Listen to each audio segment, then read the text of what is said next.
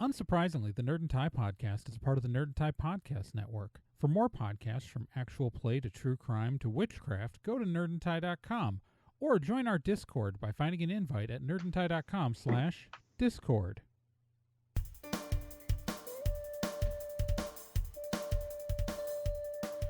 Did you know you could sponsor Nerd and Tie? That's right, for just $20 we'd say your name here. We'd talk about how cool you are, and we'd probably, give your mom a high five if she wants one. That's right. Just go to nerdandtie.com, click on the sponsor button up in the menu. I guess it's a menu. It's a menu. And follow the instructions there. Or you can contribute to our legal fund by going to gofundme.com/nerdandtie. On this episode of Nerd and Tie, we're going to review all of Peacemaker Season 1. We gave you half of it last time. We'll give you all of it this time. In convention news, Albuquerque Anime Fest was canceled while vendors were setting up. Corgi Events Limited is, it's a thing.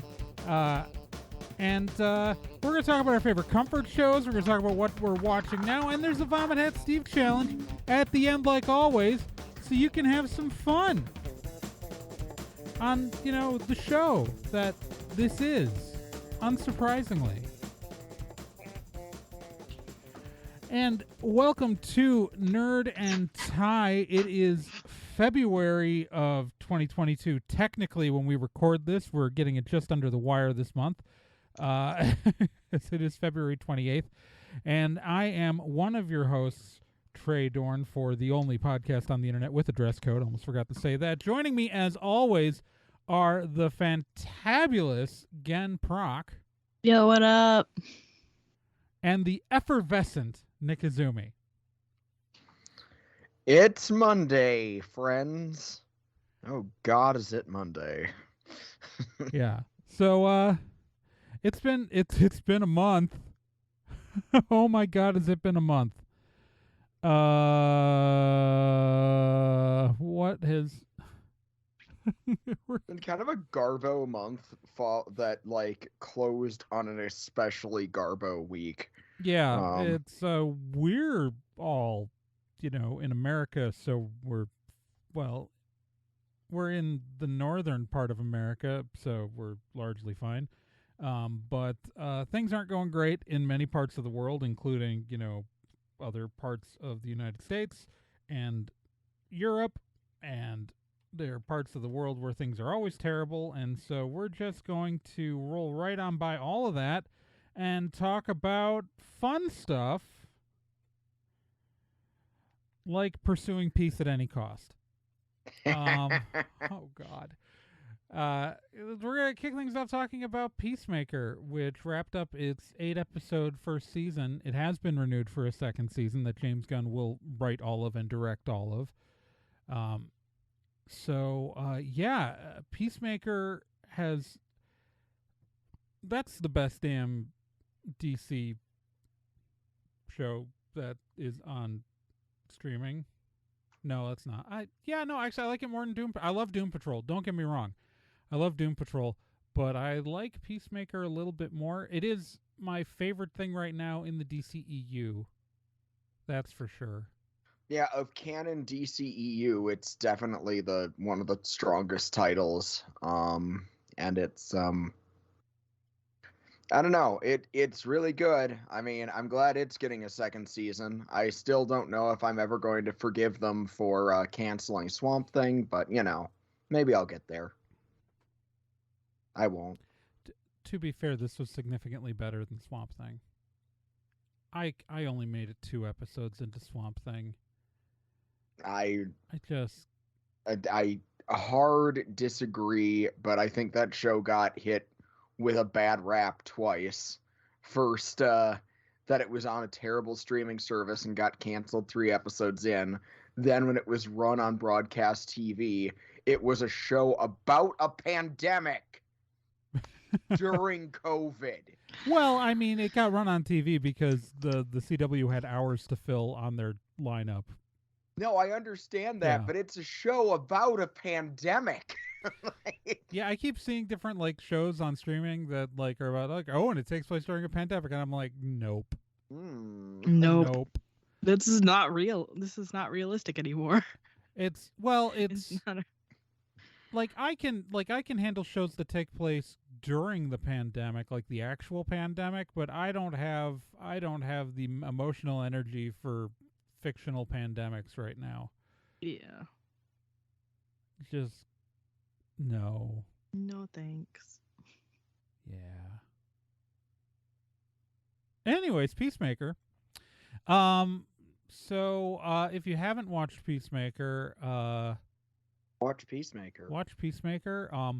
There's so many like interesting things about this show.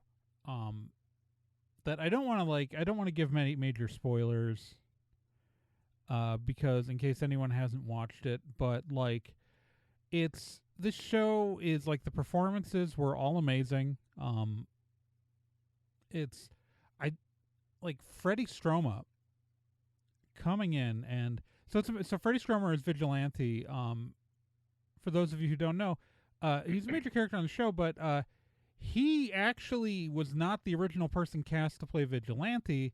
And the original person cast shot the first 5 out of 8 episodes. That's wild. Oh, that's to right. me You guys still. were mentioning that before. Yeah. So the fact that like only the last couple of episodes was Freddy because they just reshot all the Vigilante scenes in the first handful of episodes. And not the first handful, the first like 5/8 of the series. Almost 2/3 of the show. Mm-hmm. It's the ending was satisfying. The cast is great. I love any use of Chris Heyerdahl on any show ever. Season 2, I want Kite Man's revenge. Well, I don't know if you guys know who Chris Heyerdahl is. He played the police captain, the one who comes in who's friends with Myrn. Yeah. Yeah. What else has he been in? He has been in so much stuff. If you need a menacing tall guy, he's your guy. He's in so much like he did a Star Trek Discovery episodes like that. But usually, if you see him, it's on and he was on Hell on Wheels, which was prestige television, where he played the Swede, Tor Gunderson. The character was actually Norwegian, and that was a fun thing. Everyone called him the Swede. But he was on True Blood. But if you ever saw the awful Sci-Fi Channel show Sanctuary, he played 2 characters on that show simultaneously. What? Because he played in full effects makeup Bigfoot. Oh. And Bigfoot was just a member of the team on that. Like he did maintenance around the house. And then he also played effectively Jack the Ripper, an immortal Jack the Ripper on that show. He was on he was in the Twilight movies as Marcus. He did a handful of Supernatural episodes, but what he's most known for are his dual parts on well, I should say most known to me. Like he's probably most known to most people from Hell on Wheels because people actually watched that.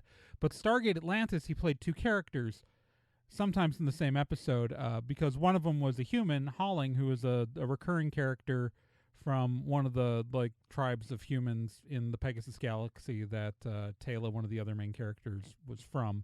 And so he was the recurring character there, but he also played Todd the Wraith. And Todd the Wraith is just he's my favorite Stargate Atlantis character. That just sounds like a great character. It's an excellent character name. Well, I still haven't watched Stargate Atlantis. So in the context of Stargate Atlantis, the Wraith don't really have names the way they do, and so he gets the name Todd when the Colonel Shepard, one of the main characters, just gives him that as a nickname when they have to common enemy escape from a prison, and he has to call him something, so he calls him Todd after his old roommate. And That's that awesome. that name sticks, like, and so you get like oh yeah, he also played Zor-El on Smallville in a couple episodes. He played, God, he's been in so many things. He did did an episode of Arrow. He did like a few episodes of the Minority Report TV series. He did an episode of The Librarians. Like, if you need a tall, menacing guy and you shoot in Vancouver, you call up Chris Heyerdahl. It's like he was in that Van Helsing show. He's a phenomenal actor, and so like, and that's why, like, I know this is just me and my, like, the fact that I watch a lot of terrible science fiction in which this actor has appeared in tons of stuff, but I mean, like, as you watch his performance in this show, he just hams it up. Like, he's just phenomenal. And he's just a minor character, although he does dance in the intro. Everyone should get to dance in that intro. Most people do. Most people do. But yeah, no, it's the show is phenomenal, and I think that it's an amazingly complex mix of all the stuff James Gunn likes to do in his stuff, from like heartwarming, like deeply emotional, to goofball comedy, to gore and body horror. Yeah, it's much like the Suicide Squad. It really is every bit as tasteless and gross as it is deeply sincere. Like, it is both at the same time, which honestly, you can tell James Gunn has a history with trauma films in that regard. Yeah. Because it's right there. Yeah, it is. Oh my god. How much are we willing to spoil? Because there's that cameo in the last episode. Okay, so yeah, was... So what I'm gonna say is that we're gonna give you 5 minutes for spoilers, and so people can skip ahead. I'm gonna watch the time code. 5 minutes from now, Spoiler Town. So yeah, the Justice League cameo. The Jason Momoa and Ezra Miller, especially Jason Momoa, I was in tears. I thought that was the funniest joke they could have done. So originally they actually shot a Batman stand-in also, but they decided to remove him from the scene because they didn't. The going theory is just they didn't want confusion with the Pattinson movie coming out. Right. That, like, because it should be Ben Affleck Batman, but also like there are talks about like changing Batman with Flashpoint and stuff like that. But so and then they're just gonna do all stand-ins, and that's what I thought they were gonna do when you see the silhouettes, because but then they got Jason Momoa on board, and then Ezra Miller happened to be available, and Ezra Miller was shooting a Marvel thing. So actually Ezra Miller and Jason Momoa, neither one was actually on set. They were both shot against like green screen and edited together. That's why they're kind of just slightly far enough apart. But Ezra Miller was actually shot at like a Marvel Studios production. Now that's what I call a crossover. Yeah. So that's just a weird thing that he was standing on the production facilities for a Marvel Cinematic Universe movie while wearing the DC Flash costume. Impossible. But it happened. Yeah, it's and that was phenomenal. But it's great because it helps tie in the show. It makes it feel like it's more a part of like the universe, right? Like and it's also the perfect like it's the perfect capper on the recurring Aquaman fish joke that had been going on the entire season. Yeah. Like, And that it appears perfect that the Flash punchline to started it. the joke. Mm-hmm. But so one thing, and this is something that I like about the Peacemaker series and just the DCEU in general, which is an interesting thing they've done, is that because they didn't start in this direction, but they've kind of moved to this direction, and I like it. Is that like in when Marvel made the MCU, it was very much like, here's an origin of all superheroes to this universe, right? We start with Iron Man and then we slowly build out. And while there is stuff that happened in the past with like Captain America, like it's all origin. We see the genesis. With the DCEU, they have kind of switched tracks to, no, there's just superhero shit happening everywhere, and has been for a long time. Like Superman is only so new because, you know, the Man of Steel continuity stuff set that up, but like there has been superhero nonsense bouncing around this particular planet Earth for a long time. Which honestly is a lot like the DC comics. Like, Yeah. as much as I love Marvel, and I do, I would never deny it's just one of those things that I really like about how DC organizes things, and probably the problem that the DC EU had early on when it was still hardcore in the DC Carnival of Sadness, is that the Marvel universe, I changed mixers, so I because can't so do many the theme. sorry. No, I can't do the do do do do do do do theme anymore on the current mixer because I don't have that effect. Aw. But like the Marvel universe, when it started, the Marvel universe as we know it today felt very interconnected, but that's because like it was mostly just Jack Kirby and Steve Ditko in charge of almost everything, Yeah. with Stan Lee writing one-liners.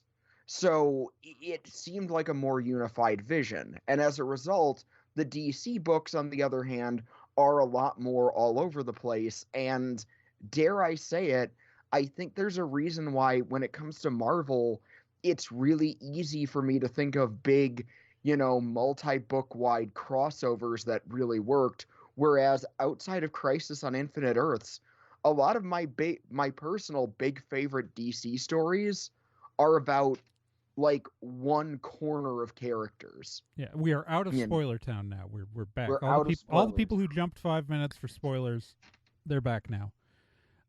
So they don't get to know all the cool stuff we talked about. Bruce Wayne is Batman. Spoiled it. Yeah. Yep. Yeah, Dang it. big spoiler. Dang it.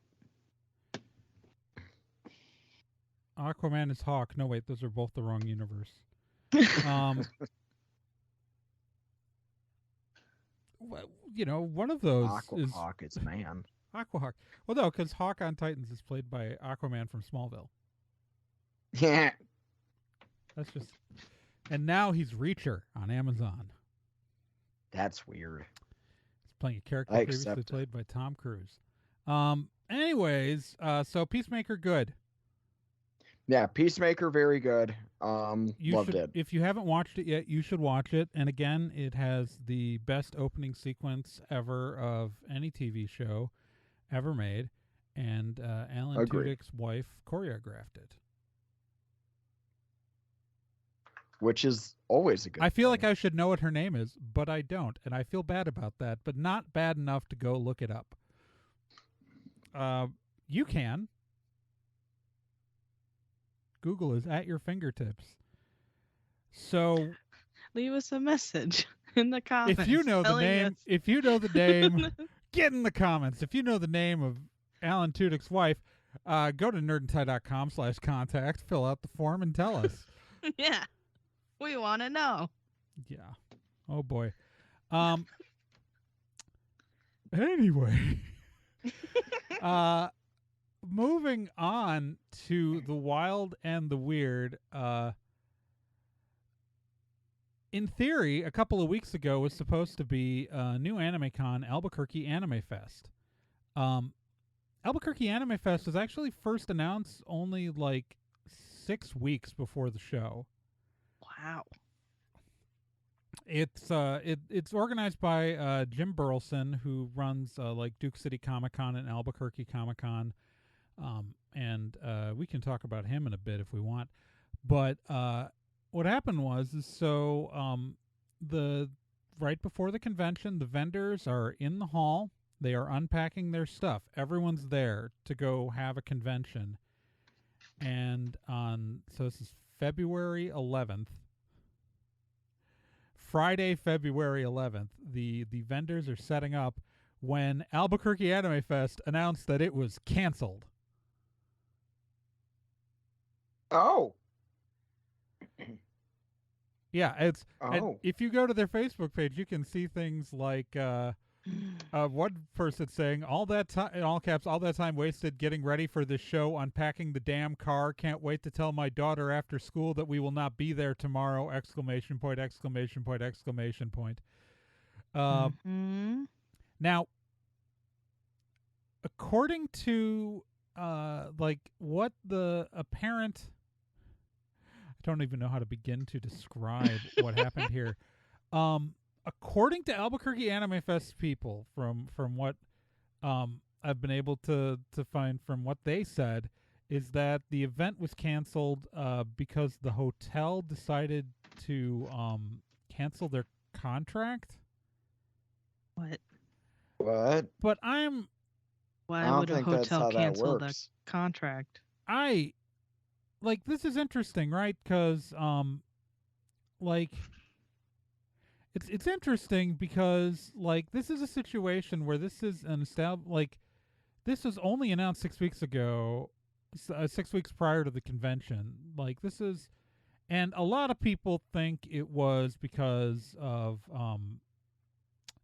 there is another anime convention that is starting up in New Mexico.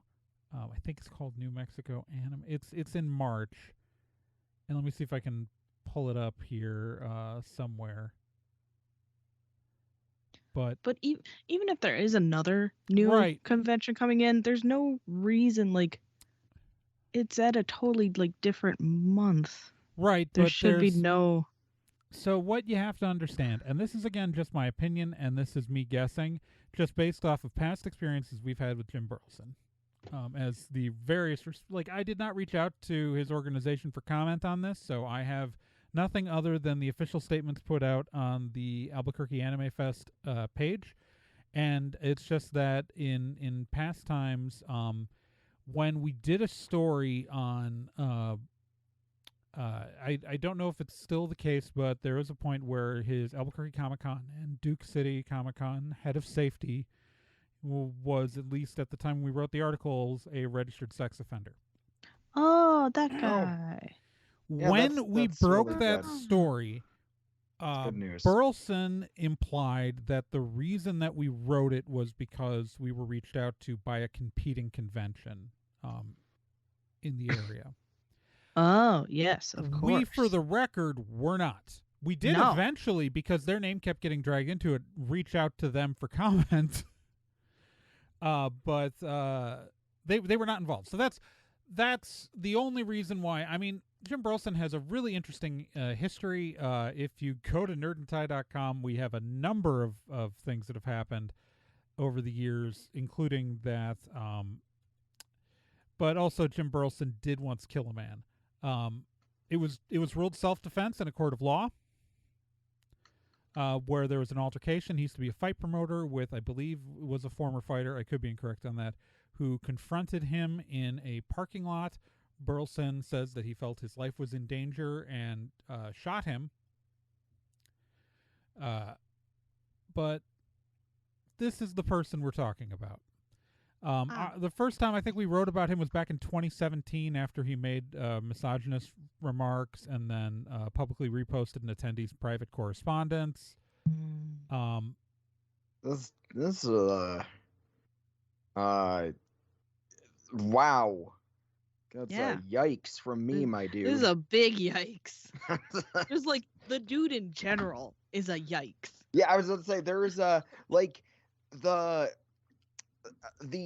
I take it back. Actually, we first wrote about him back in 2016 with his Santa Fe Comic-Con after he made some offensive statements on social media about cosplayers.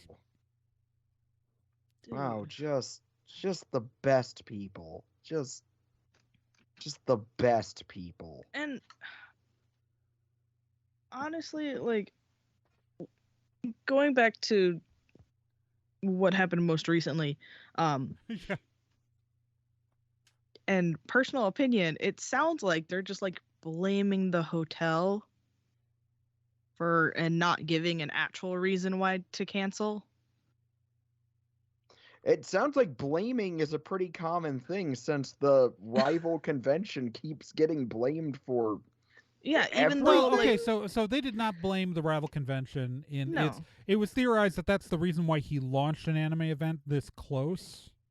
Okay. Like a month off, like, and get there the month ahead to be like the so he could promote it as the biggest anime event in the area right before another one was opening, and he only announced it 6 weeks before it happened.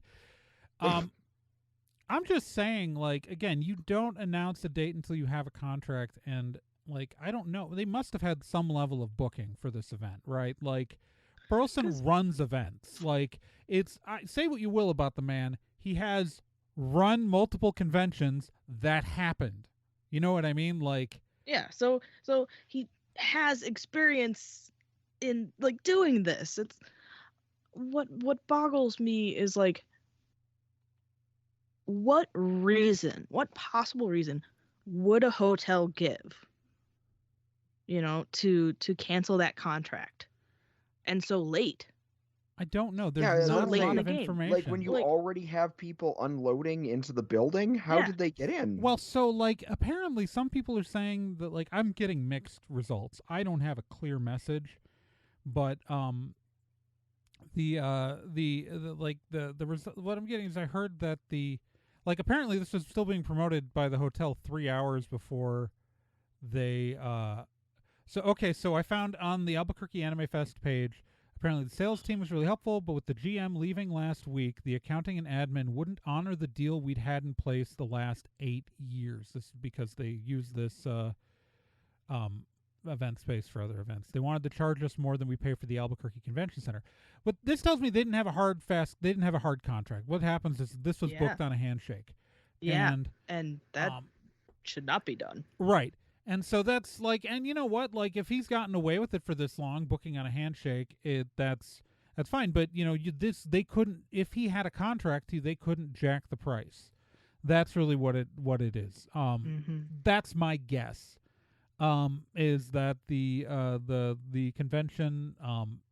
I think they were operating on a handshake. And again, that's just speculation on my part. I want to say that, like, I have no authority. It's just that if there was a contract, the hotel wouldn't have been able to do that if it was a well-written contract. If they were operating on a handshake, which, to be fair, like, I know of many conventions that have done that. It's just incredibly dangerous and ill-advised. I would say, what I mean? That is a risk I'm not sure I'm willing to take. That's the thing, is it's like, I've seen this time and time again where events, like, where you get last minute cancellations, or in the case of, like, being relocated to Hobby Lobby, an abandoned Hobby Lobby, Tokyo and Tulsa. In all of those cases, they made announcements while they still just had, like, handshake deals on their bookings and not actual contracts, and that's the problem. Yeah, it's not great. I would say that it reminds me of like, I don't want to bring up the go-to example of falling apart conventions, but, like, it reminds me of the DashCon stories about them claiming they were getting kicked out, like, the night of the con if they didn't raise that certain amount of money on Friday night. That's what it reminds me of, but without the desperate Hail Mary throw. Yeah. I will say Burleson is saying that he's going to be issuing refunds, or he's letting people roll their passes over to Duke City Comic Con, which he runs in that area. So it's like they appear, and because he is running other conventions, like multiple conventions at once, this isn't a, like, this wasn't a situation. I'm confident this wasn't a situation where like they ran out of money or were at some point of financial collapse. So we see things like that happen with like Walker Stalker, like that's the case. I don't think that necessarily. I mean, like, I can't imagine that numbers are super great, just because there is a Burleson is not necessarily one to be super into precautions, and so from what I've seen on his social media presence, there is a chunk of attendees who are put off by that. So I do think that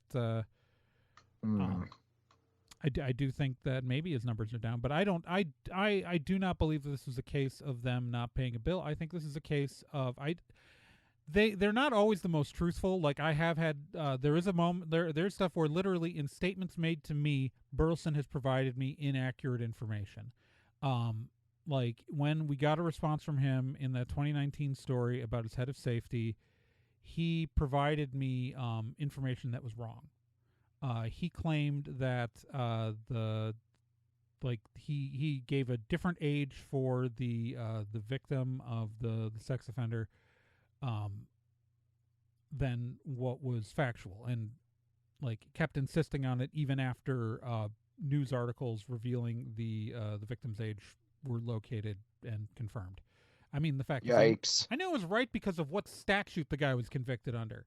They're different for different age ranges, but so I'm just saying that, like, I don't necessarily, based on just the communications I've had from Burleson on previous stories. Again, I did not ask for comment on this.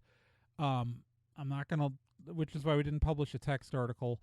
I don't know how truthful truthful Burleson's being in his statements about the con. However, I do think it's plausible that he was operating on a handshake, and the hotel wanted to. If the hotel did change general managers, and the people there did want to make him pay more, if he was operating on a handshake deal, that is entirely plausible, and it's not the worst thing this guy's done. It's just like. But I do think it should like give anybody working conventions pause that this event was planned that poorly, where he didn't have a locked final contract with the hotel a day before the event. Well, I mean, it sounds like he heard of this other brand new convention and was like, I gotta get in there. I gotta do the thing right away. And so like it could have just been like a big old rush job. And I mean, who is really like hurt from all of this are those vendors. Yeah, all these people who had all this inventory, who trucked it out there. It is expensive to vend. It is very expensive. It's expensive to vend. It's expensive to book rooms for that sort of thing. Yeah, and if you can't make that back, like some people were given information about a flea market that was held in town that day. That weekend, so they could like try to book spots there and just try to make some money back, but it ain't great. It ain't great. Yeah, that's oof. That's a big ol' oof. It's gonna be a yikes from me, dog. So that whole thing was just a yikes. Yeah, so I doubt there was. Yeah. So that's one bit of convention interestingness. The next bit is everything that's happened with Corgi Events LLC. I think I actually called them Corgi Events Limited in the intro, but it's Corgi Events LLC. Corgi Events LLC is a company that runs furry conventions, Denver Golden State Fur Con, Painted Desert Fur Con, Aquatifur, and Cincinnati Mercon. I think that's all of them. Aquatifur, notably, is just full disclosure again. I didn't mention the previous story because it was less relevant there, but I should mention that I am currently president and con director of No Brand Con Incorporated, which operates No Brand Con in the Wisconsin Dells. We operate in the same hotel as Aquatifer, one of these events. Just a full statement. Anyways, I knew I had heard that one before. yeah. So Corgi Events is run by this guy, Corey Wood. Corey Wood we've reported on before. He's a former convention chair for Anime Milwaukee, former staffer for Anime Central, and importantly, I just want to double check the dates on this, but Corey Wood back in 2018 was sued by Lemon Brat, his former employer. Lemon Brat, which vends at conventions, filed a lawsuit against him in 2018, and according to the Cook County Record, Lemon Brat alleged that Wood established separate Square accounts for Lemon Brat and its predecessor that diverted credit card payments that belonging to the plaintiffs to Wood personally. The plaintiffs alleged that Wood diverted more than $40,000 to himself via his false Square account or accounts and has written more than $15,000 in bogus checks. That's what that lawsuit alleged. It was with that lawsuit that Wood stepped down from Anime Milwaukee staff, and he stepped down as convention chair from Anime Milwaukee. This is 2018. That case was eventually settled out of court, and we don't know exactly what the details of that settlement were, but the allegations were that, again, that he was effectively, while working for Lemon Brat at conventions, he had a separate Square account, and so he would sell items taking payments just directly to himself. That's what they alleged. Again, that was settled out of court. We don't know the veracity of that. What's happened is that a number of things came out on Twitter where, like, there were allegations that have been made on Twitter that Corey Wood has a number of judgments against him, totaling of the tweet that I've found by Travis Dragon 80. That's the no spaces, TravisDrago on. So Travis 80. That is the username. Alleged that, and he has screenshots that accompany this, and alleges on like February 10th that Wood has over $103,000 of judgments against him in Wisconsin alone. And that there were a number of different talks about like financial stuff with Corgi Events. There have been some other allegations about staffers being stuck paid for things, and there are a number of screenshots on Twitter, and I don't want to like go too far into that, but Wood, under the his persona name of Treble Van Doren, so you will often see Wood referred to as Treble in the furry community. It's put out a statement on February 9th that good evening. He wanted to put a letter to note that that there was an email involving anything monetary. Apparently, an email went out, and I don't know what the content of that email is. I just know what's currently on the Corgi Events website, and what for a while was on the website of every single convention associated with Corgi Events. All right. In the statement on the website, he said, I wanted to send out a letter here to let you know that the prior email from us, again, I have not been able to find this email, from us regarding anything involving anything monetary is 100% inaccurate, invalid, and untrue. We here at Corgi Events are in no shape or form filing bankruptcy, stealing money from the company, and we are continuing to have conventions for, at minimum, via our contracts the next 3 years. I want to apologize to anyone who felt stressed, frightened, concerned, or apprehensive over any emails, Telegram messages, Twitter posts, Discord messages, or otherwise that has been said and or shared. There are rumors going around that I owe employees upwards of $80,000. This is grossly untrue and a major exaggeration of a minor misunderstanding. We here at Corgi Events LLC put our attendees, dealers, artists, and staff's comfort above our own. Regarding the current situation, there was a recent employee who was released from the company who held the position of Corgi Events LLC operator of events. Due to this, there has been some backlash due to this decision. This decision was not made out of spite and is not related to any previous actions or decisions that the individual has made. If you have any comments, questions, or concerns, please email us. The email address. If for any reasons uncertainties cause you distrust or disbelief, and you'd like to either transfer or refund your, artist table stuff, please email, and they have stuff about refunds there. And I hope to see you at a future Corgi events. That was on February 9th. On February 11th.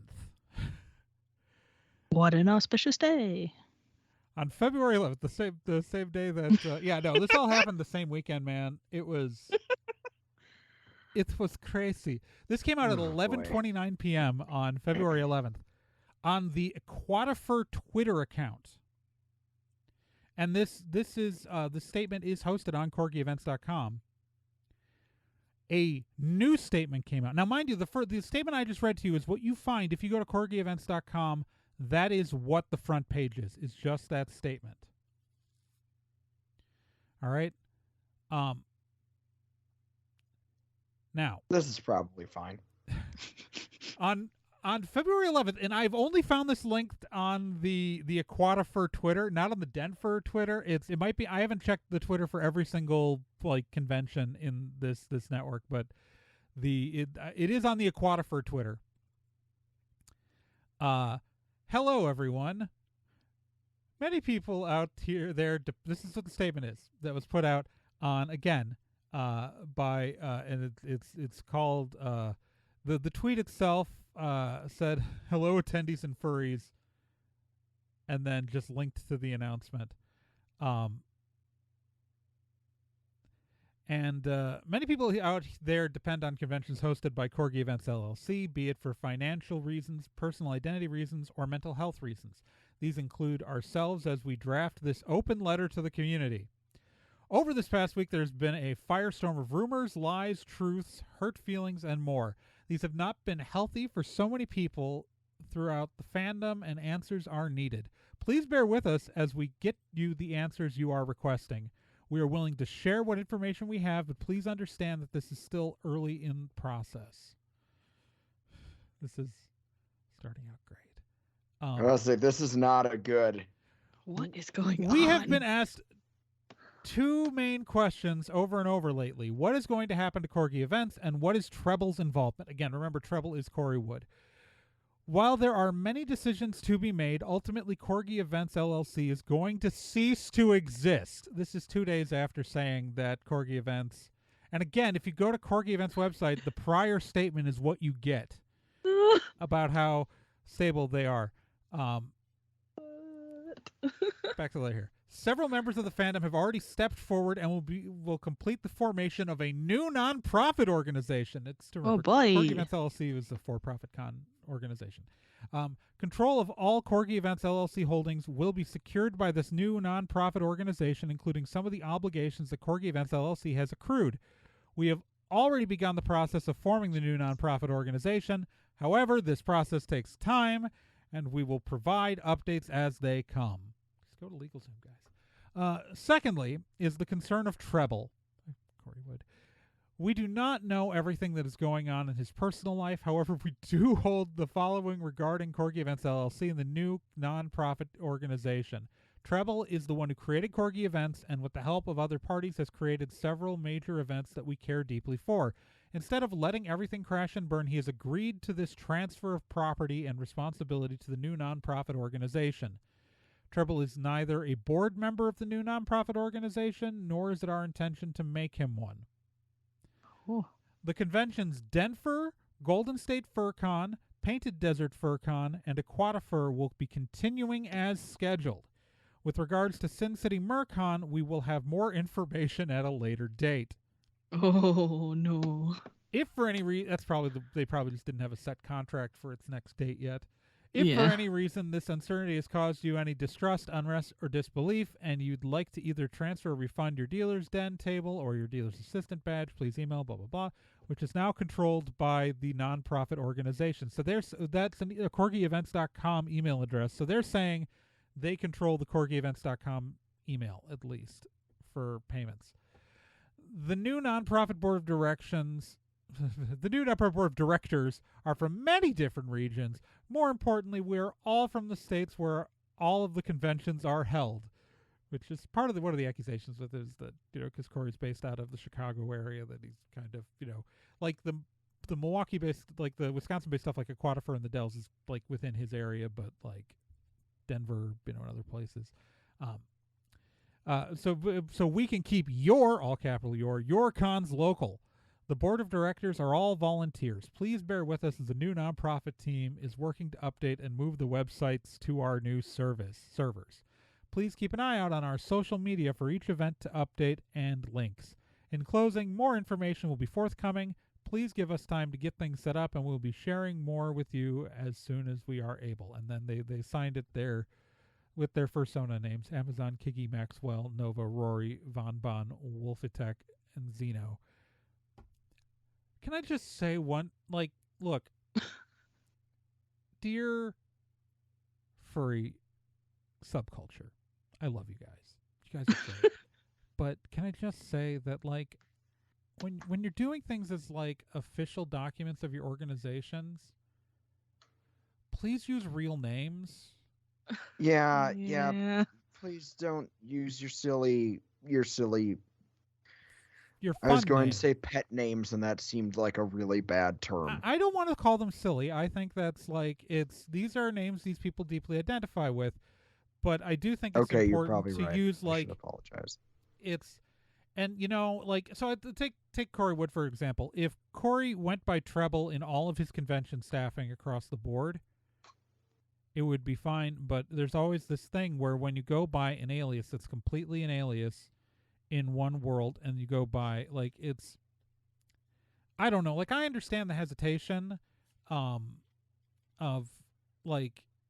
maybe these are people, again, there is cultural stigma against furries outside of fandom space, and even within fandom spaces.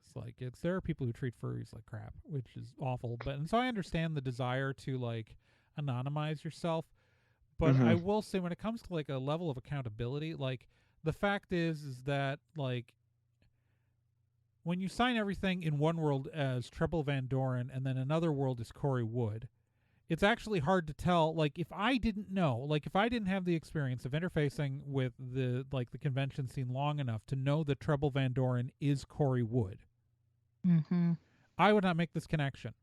Yeah, you'd think they were two separate people. Yeah, exactly. You would. And that just causes confusion. Well, and it's also and I don't know, considering the circumstances that remove Corey from a lot of the anime con management scene, maintaining an alias in other spaces, I don't think it was done with any particular intentional malice, but I do think it was an advantage to him to continue to operate these other events under a different name. Oh yeah. For sure. But yeah, and so I don't want to go into the alleged judgments against Corey or any of the legal stuff because I don't know for sure. But it is rather remarkable to put out a statement on the 9th about how your company's not going anywhere, and then 2 days later. Yeah. What a turnaround. But the older statement is the one that's up at corgievents.com. Yeah. Oh, God.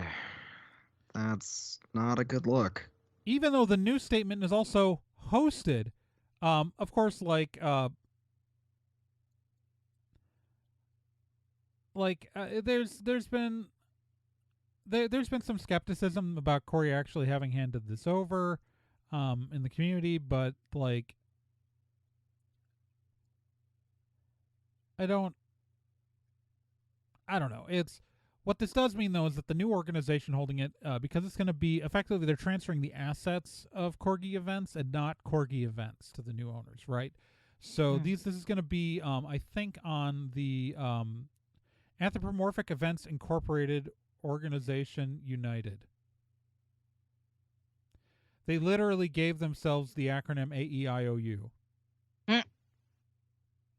But that's kind of cute. I'm not gonna lie. It is, but they backronymed it awkwardly. I feel like Anthropomorphic Events Incorporated Organization United. Yeah, it's. I'm just gonna do the what was it, Moon 02, and just do AU. I'm just gonna call them AU. It's easier. AEIOU. So that appears to be the name of the new organization. That's what's currently listed on the. I've checked the Denver and the Aquatifer websites. That's the organization currently listed on there. Aquatifer doesn't have dates on the website yet, but there are dates on Denver for August. I do believe Aquatifer has dates, but I'm not. Yeah, October 28th to 30th, 2022. So yeah, they have dates, but all the websites went down, and so these are new websites being put up. All the websites have on them right now are like more they're the same generic template. They've got the logo, they've got a contact page, and they've got like the name of the thing and more information coming soon, and then links to social media and the name of the new organization. So this is just. This is a hot mess, I tell you what. Yeah, a little bit. Oh boy. Yeah. It does make it super intriguing though as to like what prompted this all, Yeah, and that's fully fair. Understanding that like we I don't know. I want to know what email went out. Yeah. Same. Like, I haven't been able to find that. If you have found it, please tell us. We might not end up in an episode, but like, it's like for personal curiosity at least. Yeah, it's. Because it must have been like, I don't know, like just like outing things and super. I can't even find the words. I can't even think. My brain is just. It's too cold in this house, and this is such a hot mess, and I'm just what? So it's according to what people are alleging is that the Department of Revenue is coming after Corey, is what people are alleging on Twitter. I don't know if that's true. I have not verified that's that. a serious allegation. I'm gonna say that's one that you don't. Yeah. Unless you know for sure, you don't want to. Yeah. I don't know. But it is.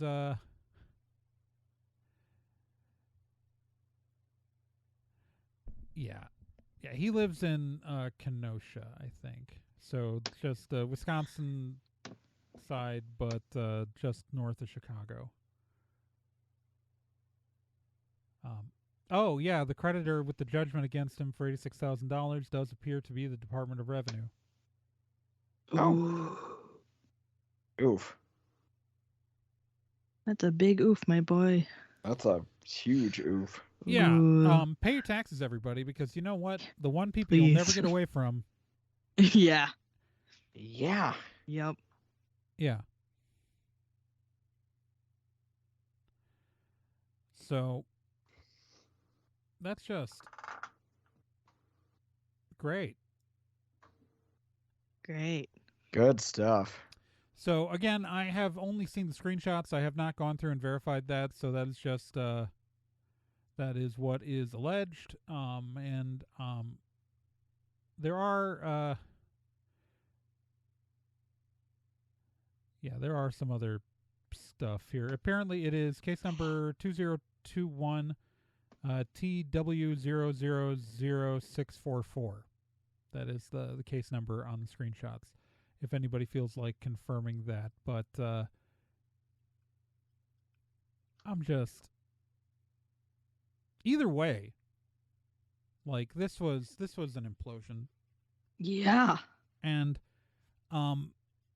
So the good news is the new organization is not going to inherit the debt. What they're doing is the new organization is getting the assets. So they're getting the name, they're getting they're getting the name, they're getting the items owned by the convention if there are any physical goods. I don't know if they rented their equipment or purchased it, but physical assets they begin hold of. But Corey and his LLC are on the hook for the pre-existing debts incurred by the organization. So this new organization is not going to be responsible for that. That's good. Yeah. I'll say that tracks. And it's, it is nice that they're moving to a nonprofit, because I think nonprofit conventions avoid a lot of these problems. Also, why we've never had, again, my organization is a nonprofit, and I am unpaid in my position with the organization. And you know what the great thing about being unpaid is you don't have to worry about the taxes. Mm-hmm. Yeah. And we are... Yeah, because self-employment taxes suck. Yeah, they do. They're really hard to do. Yeah. Yeah. Mm. They're even They're harder so when complicated. you don't pay them. Anyways, I think that's that story. We should move on to something comfy. Are we moving on to something comfy? Yeah, let's talk about our favorite comfort shows, guys, right Yay. Yeah, because it's a scary world out there. Sometimes you just need something happy. Yeah. Yeah. Who wants to go first? With what comfy thing they're currently I vote Gen. I vote Gen. Okay. It's not going to be anything nerd related because, well, that's fine. It's fine. We're just talking about comfy shows right now.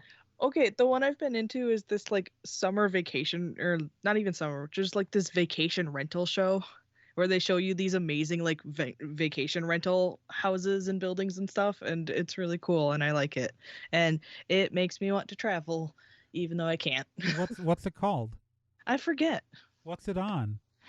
Netflix. You heard it here first. Whatever vacation show you can find on Netflix. I've also been World's Most Amazing Vacation Rentals. There we go. That's what it's called. And then I've also been watching a playthrough of Elden Ring, which is super fun. Nice. Yeah, that just came out, didn't it? That just came out. So, and I had previously watched replaythroughs of Dark Souls 1 and Bloodborne. So I'm just like, I'm all hopped up on the knowledge and the lore, and nice. And I'm able to like sit here and be like, ooh, that bit is from... Okay, so real quick about Elden Ring. It's basically the new Souls like game, Soulsborne game. And what's really interesting is that it's got little aspects of like nearly all the previous games. So it's got like some little things from Bloodborne, some little thing from all the different Dark Souls, even some aspects from Sekiro, and like it's really cool. And the open world, like, I know some people are just like, oh, whoop-de-doo, open world, but it is like, it's a really cool world. It's really big. It's really pretty.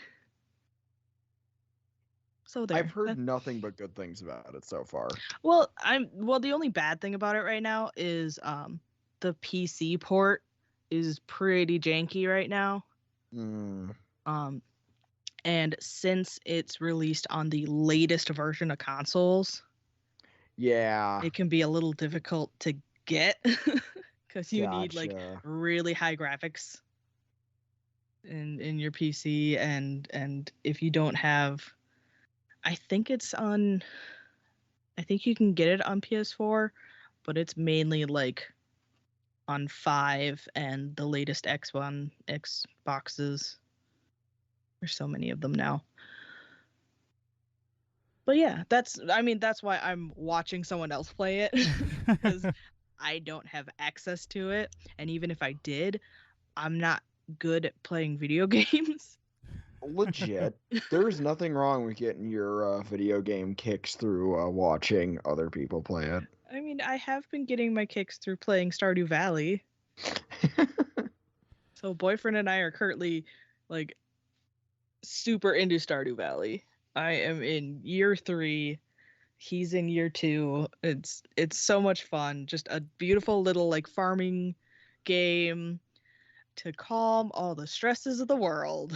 I don't know. I'm sitting here just excited about Triangle Strategy coming out soon. Oh yeah. Legit. Yeah, Triangle. That looks really pretty. Well, it's my favorite game of the PS1 era is Vandal Hearts, the first one. Oh yeah. Which, like, everyone else is like, oh, Final Fantasy Tactics. I'm like, Vandal Hearts. But, this is, again, like, obviously there are many things in this genre, many different, but it's like, I love that style game.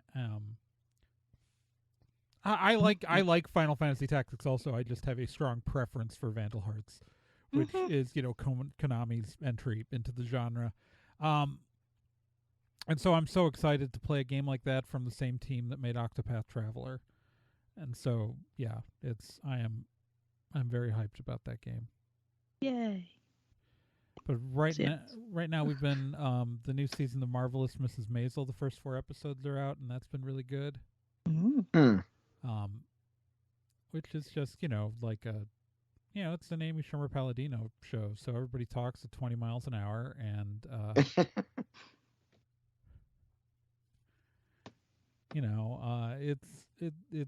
it's enjoyable. I'm enjoying that. Have either of you? Do either of you guys have Apple TV Plus? Nope.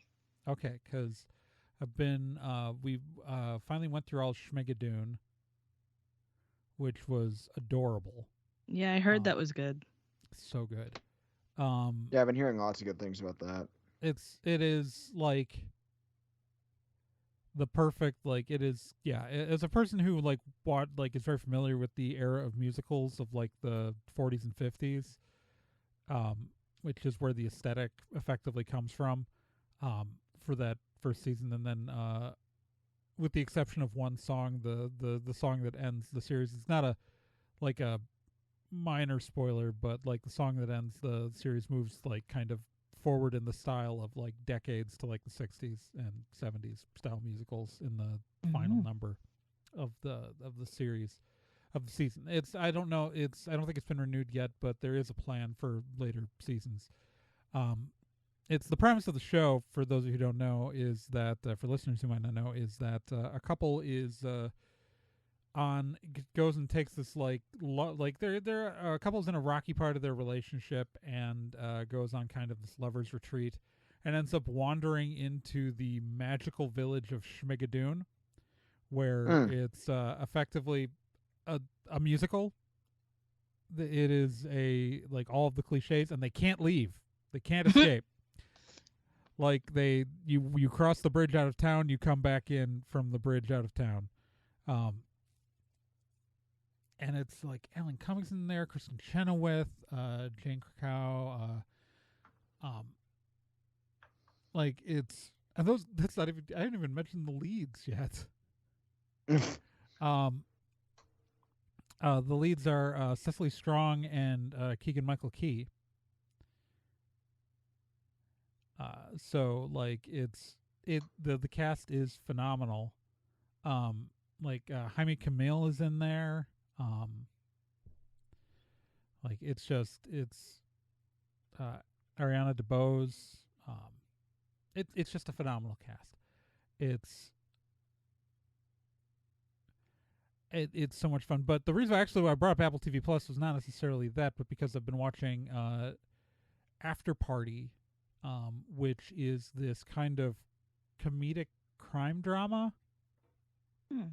where Dave Franco plays a pop star who gets killed at an after party for their 15-year high school reunion. And it's the After Party is the name of the show, and it's a great ensemble cast, but effectively every episode is like a different character recounting the events of the evening. Oh, cool. That's like Sam Richardson, Ben Schwartz, Dave Franco, but Ileana Glazer from Broad City, Tiffany Haddish is in this. Ike Barinholtz, who's on the Mindy Project, he's great in this. It's just it's been a really fun show, and every episode is kind of in a slightly different genre than the other. Nice. Like there's an animated episode, because what you're getting is as characters are being interviewed by Tiffany Haddish plays the detective who's kind of investigating this. And so as characters recount it, you get kind of their point of view in the evening. And most of them are like, one of them, Ben Schwartz's retelling is like as a musical. Of course. I like it. And then Sam Richardson's version, he was on Veep, he was in a bunch of stuff. Sam Richardson's version is like a rom-com. Ileana Glazer's is almost like a thriller, but one of the other characters, the actress, I can't remember her name. It's an animated episode. Oh my god! But like 90s MTV animated episode. Yes, that's awesome. Yeah, it's so far I've been enjoying it. Yeah, we're getting pretty close to the season, but I mean, Ben Schwartz is just amazing in it, like he is in everything, and it's really fun because we've also been watching the 2017 DuckTales. Excellent show. And at the same time, I really love that show. We've only got a few episodes left. We're in the last season. We've only got a few episodes left. We've been working our way through that, but we watched an episode of After Party, like right after that we watched an episode of DuckTales, and like Jasper and Dewey are the same character. And then weirdly enough, not a comfort show at all, we've been watching Severance, which is fucking like, if I told you that Ben Stiller directed a show starring Adam Scott and like Zach Cherry, would you assume, and who else is in this, John Turturro. So this cast is, so it's directed by Ben Stiller. The cast includes Adam Scott, Zach Cherry, Christopher Walken, John Turturro, Patricia Arquette, and then some other people who, like, I know who they are, but Dyken Lockman's in there, and Britt Lauer, and Tremel Tillman. But if I told you, but just like Ben Stiller directing a show where Adam Scott is playing the lead, with that supporting cast, with like Christopher Walken and John Turturro in the supporting cast, and Zach Cherry, like, what genre of show do you think I'd be watching? Generally, something comedy. Would be my first thought. Would you think surreal psychological thriller with all of the visuals being like pure brutalism architecture? Ooh, interesting. So the setup for Severance is that in the near future, a company has developed a technique to effectively sever your personal life from your work life. Like, people had to volunteer for this, but like, so they're working on like in theory, they're working on like a top secret floor at their company. And for security, they have to have their memory severed. So they effectively become two people. One person when they're in the building that only ever experiences the work life, and then they go back to being themselves when they leave the building. Don't like that. That does not sound fun. Yeah, and the show is just so, like, the main character is played by Adam Scott, Mark, who in the first episode is getting promoted to effectively his department's manager. Like, it's only a team of 4 people in his department, but because the person who was supervisor just isn't there anymore because they don't know what happened. He doesn't know what happened to him. Oh, jeez. Because again, they only know at work he only knows his work self, and he doesn't know anything about what happens at work at home. So he doesn't know that there's been a change in personnel. He actually doesn't know he's been promoted until he's like stepping out of the building and sees the update to his name tag.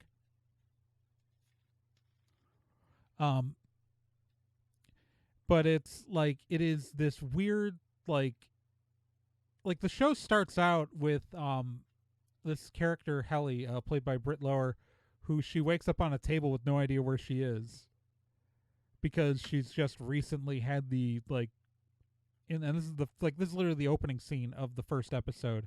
She doesn't know where she is or who she is because she's just woken up after her severance procedure and is starting work for the first time. And is freaking out and trying to escape. Oh, jeez. The show is weird as hell. Yeah, not cozy. Yeah, you're kind of defeating the purpose of this segment, right? So watch Schmigadoon.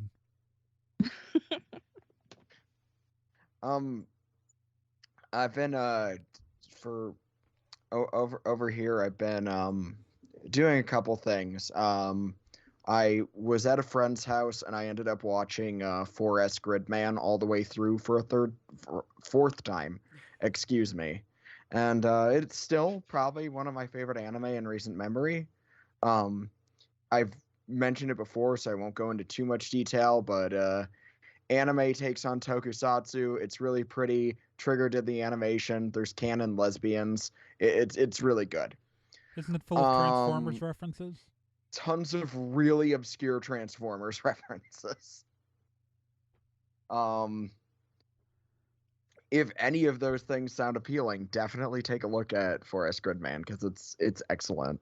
My wife and I, though, have been doing this thing lately. I really like the Fox reality competition show Lego Masters. Same. Super good. So I was absolutely delighted when one time while I was going through Tubi, I found that there are tons of like foreign seasons of Lego Masters. Jeez. The UK had like had a short season that was fun on its own, and that one actually they had a team of 2 11-year-olds in it. Oh my gosh. So that one was really good, very entertaining. But what's the really good wholesome Lego stuff is Lego Masters Australia. Oh jeez. There are 3 seasons of Lego Masters Australia. Wow.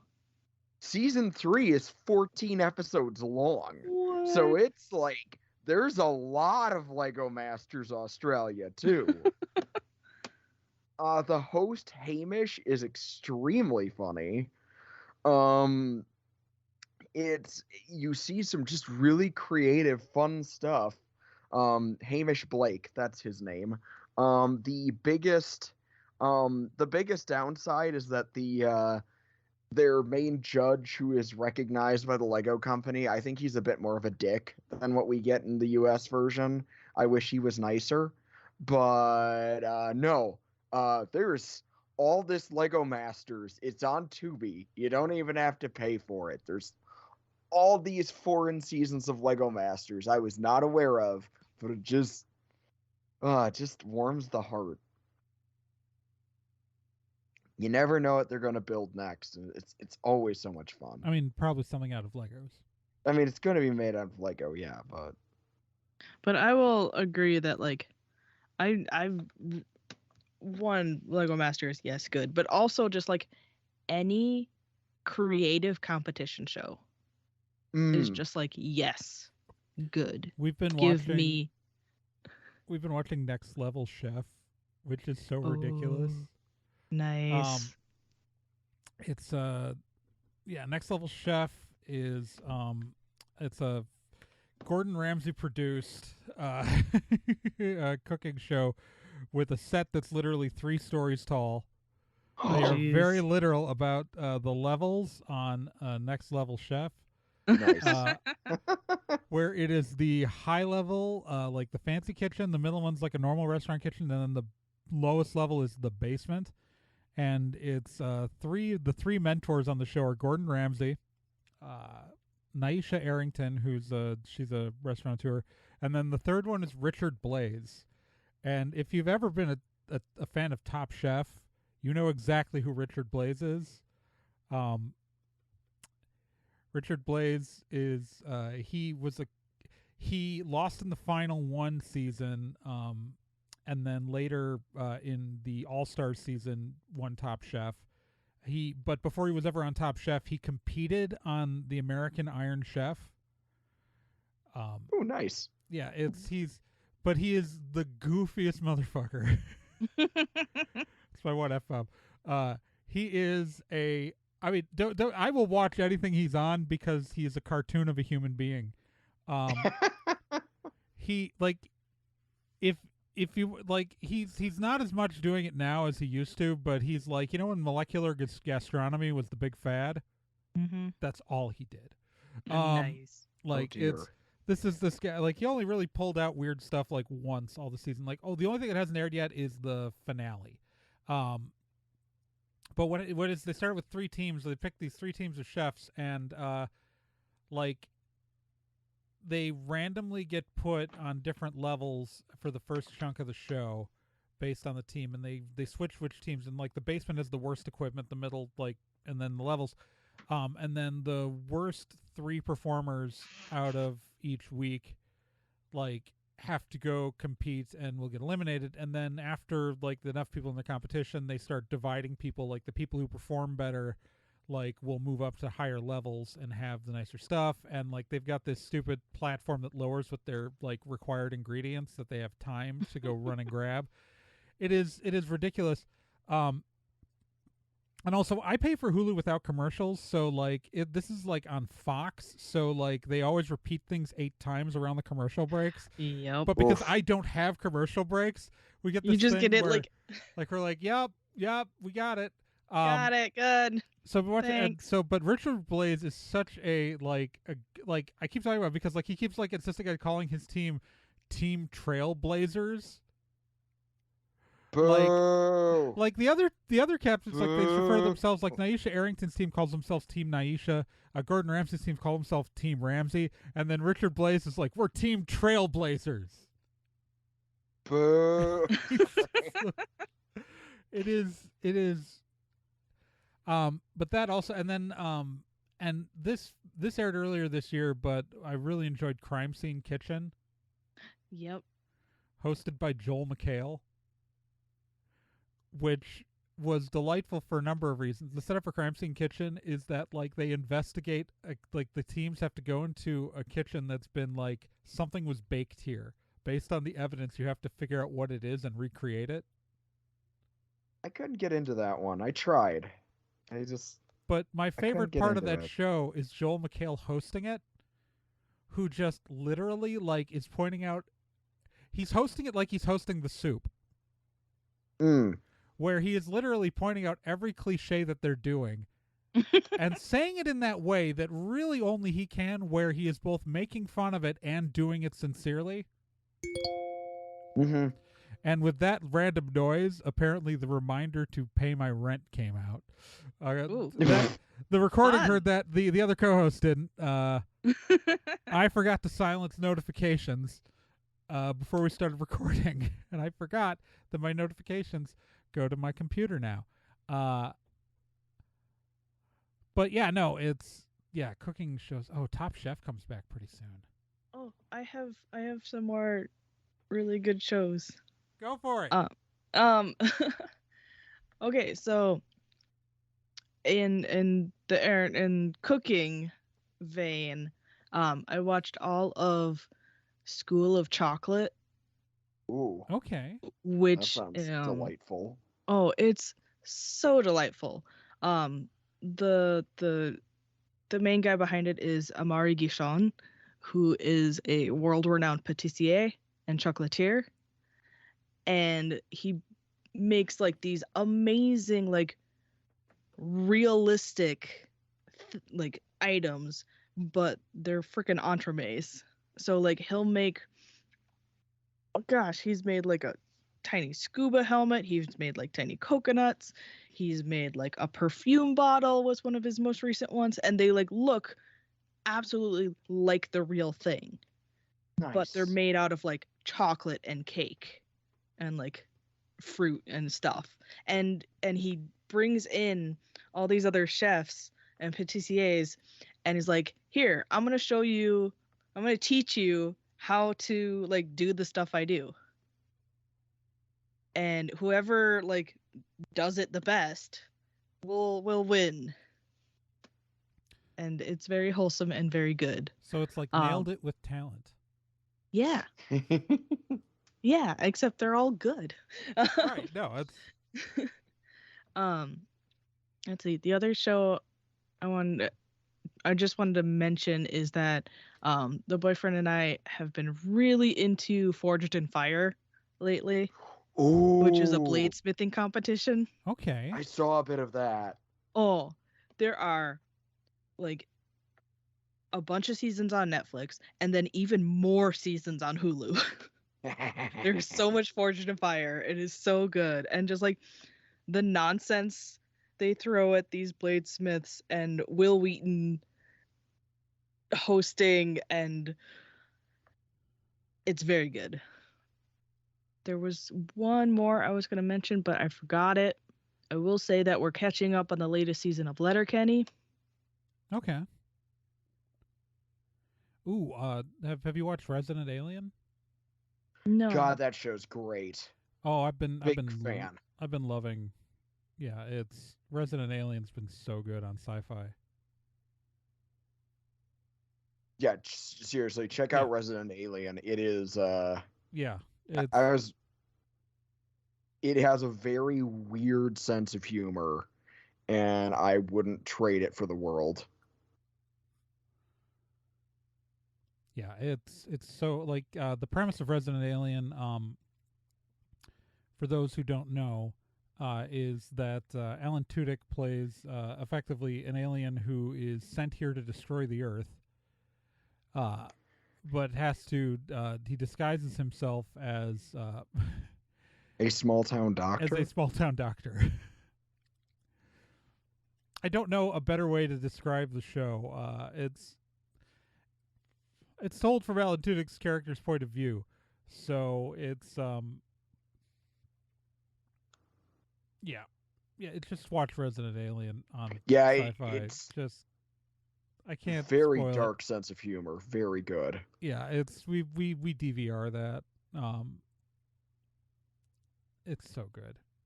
It's so good. Resident Alien is so good.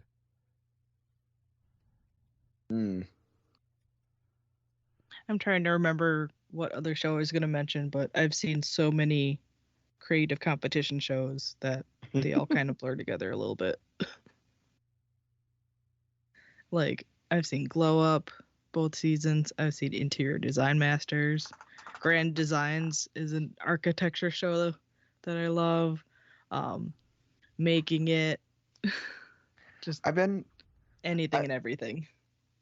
I've been like sticking to like classic anime a lot lately, but one other one that I want to point out because it's I love it because it looks cozy, but it's not cozy at all.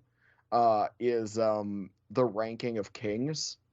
I need to watch that. It is a current anime. It's phenomenal. The animation is gorgeous, but it goes for this aesthetic of cute like fantasy storybook, but it is one of the bleakest fantasy settings I've ever seen. But despite that, the characters have so much heart. The characters aren't bleak, but it's a bleak world they live in. And I love it so much. The dub is also stellar. Pro ZD plays Kage, the shadow monster, who is the main character's best friend. It's about a little it's about the crown prince of a kingdom who is a little deaf mute boy. And his dad was a great warrior, literal giant. And so people are disappointed by him and don't think that he can live up to the potential of his dad.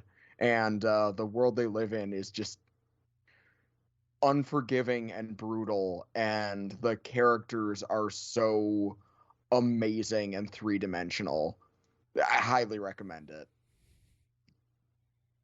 Go watch it. It's really good. Okay. I might. Maybe you will. It's worth your time though. It's really good. Yeah. I think that's it. I think about that's it covers for now. right Yeah. now. Yeah.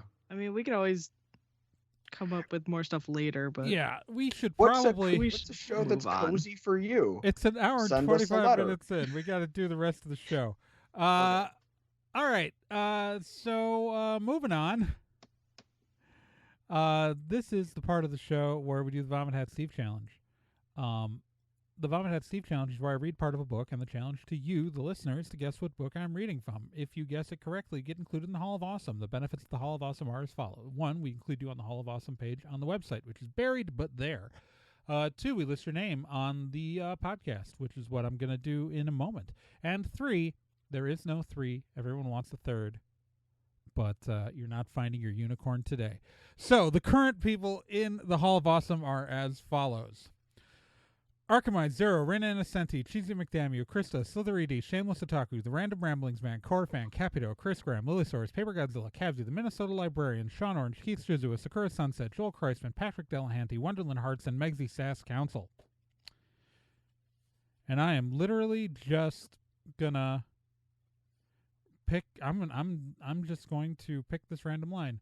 And though she couldn't prove it, Kimberly suspected that it was the giant doctor who had made Father hang all this plastic in her room. It was silly. She couldn't even get to her dresser now.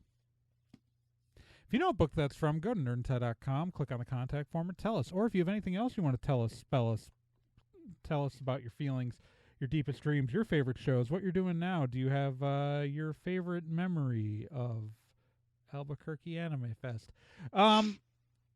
Just go to the contact form at nerdtie.com/contact and, give us that fun old message, and we will maybe read aloud on the show.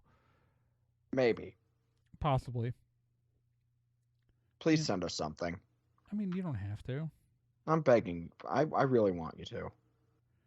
If you don't send us something, you'll make Nick sad. You'll make me sad. I'm already at like a bundle of depression. Do you really want to make this worse? Oh, no, Nick, no. Welcome to Guilt Trip, the podcast. It's true. I don't even know if that was the book I read last month. I may have switched books on accident. I don't care. If you can tell me the other one, that also is fine, but yeah. Whatevs. All right. Oh, it's hard to step down from this episode. Anyways, I've been Trey Dorn. I was once Nick Izumi. I hopefully am still Genproc. And anyways, you should, first off, subscribe to this podcast if you haven't already on either Apple Podcasts, Spotify, Google Podcasts, Stitcher, or anywhere else that podcasts, anything that takes an RSS feed. But please consider rating and reviewing us on places like Apple Podcasts, because that really does help us in the algorithm. And remember, you can follow the show on social media. We are on Facebook.com/nerdandtie. We are at nerdandtie.tumblr.com. We are at Twitter at nerdandtie. Additionally, you can support the show financially, not just by sponsoring episodes. Again, the sponsor our shows link on nerdandtie.com will tell you how to do that. Or you can contribute to our legal fund at gofundme.com/nerdandtie. Or you can support us individually. I have a Patreon at patreon.com/TREGORN. Nick's got a Patreon at patreon.com/NickIzumi. And Gen sells stuff on the internet. It's Ocelot Dude Designs. Gen, what's in the store right now? Alien pillows. Alien pillows. Alien pillows. And They're very cute and very soft and very good. Huzzah. Also, please remember that this show is a part of the Nerd and Tie Podcast Network. We got a bunch of other shows, including The Meat Grinder, an actual play show starring everyone on this podcast, along with Kyle Johnson, Scott Logan, Krista C., and, of course, joining us for the second season of The Meat Grinder is Sean Corse of Famicom Dojo.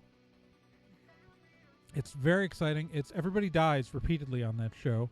Well, except for me because I'm the GM.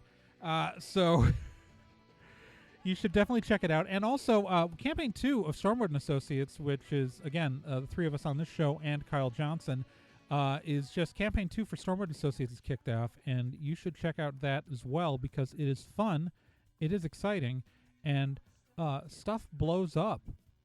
Oh, yeah. Lots of It's stuff true. blows up. We're doing sliders this campaign. Mm-hmm. It's no longer a spoiler. It's the first, 6 or 7 episodes don't have the full intro on them because it would be a spoiler to put the full intro on those. So I'm excited to actually have the full intro actually on an episode starting this next week. You didn't pull the Exo Squad DVD where I they did put the not. season 2 opening on episode 2. I did not. So the big twist of episode 5 is spoiled before you're even before God. you're even done with the first disc. That's the thing. amazing. I No, love it. that is not a thing we did. We saved I mean, I did spoil it for anyone who hasn't started the show, I guess, right now, because that would be a thing. I don't know, man. I'm slowly evaporating into a pile of fine dust, and I want to look at Robert Downey Jr. We should and tell him end that I this don't feel and so well. So, leave. in your hearts and your souls, in your mind, please consider deep down that somewhere within you there is a heart of gold, and by that I don't mean a literal heart made of gold. I mean a spaceship kind of shaped vaguely like a white sneaker, and it's got a 2-headed, 3-armed man, and it's screaming his head off about something as someone else in a bathrobe can't get himself quite a beverage that is tea, just something almost like it. All right. And a whale that is much like a flower pot is falling through the sky. Yes. So just remember, somewhere deep inside, something thoroughly messed up is happening inside of you right now. Something thoroughly messed up is happening outside us, all of us. And there's one thing you can do. One thing you can do to make it all better and make the world make more sense. And that is go to Apple Podcasts and give us a 5-star review. Just go to Apple Knew it. Podcasts, give us a 5-star Knew it. review. All right. Nick, say your catchphrase. Protect trans kids. Keep on Spocking in the free world. I mean, one of those is just a good idea. The other one is a pun.